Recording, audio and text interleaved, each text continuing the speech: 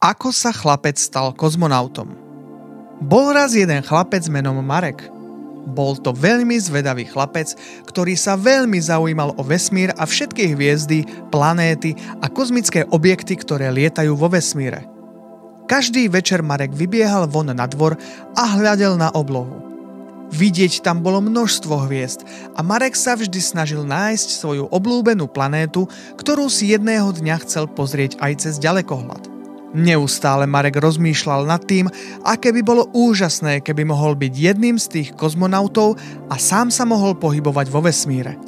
Rozhodol sa, že sa teda stane kozmonautom a bude lietať vo vesmíre. Marek sa rozhodol, že bude veľmi poctivo študovať všetko, čo súvisí s vesmírom a kozmonautikou. Učil sa o planétach, hviezdách, mesiacoch a vesmírnych lodiach. Dokonca si aj sám vyrobil raketu zo starých kartónových krabíc. Po niekoľkých mesiacoch tvrdej práce a učenia sa bol Marek pripravený na svoju veľkú cestu. Naložil svoju malú raketu do vozíka a vybral sa na najvyšší kopec v okolí, aby tam mohol odštartovať. Postavil si svoju raketu na vrchol kopca a nastavil ju na najvyššiu rýchlosť. Keď bol pripravený, stlačil tlačidlo a jeho malá raketa sa odrazila od zeme.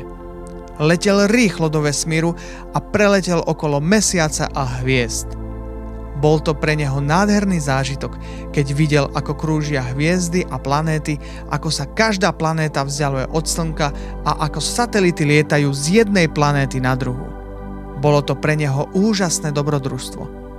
A tak sa Marek stal prvým chlapcom, ktorý odletel do vesmíru a stal sa aj kozmonautom, aj keď síce len v jeho predstavách.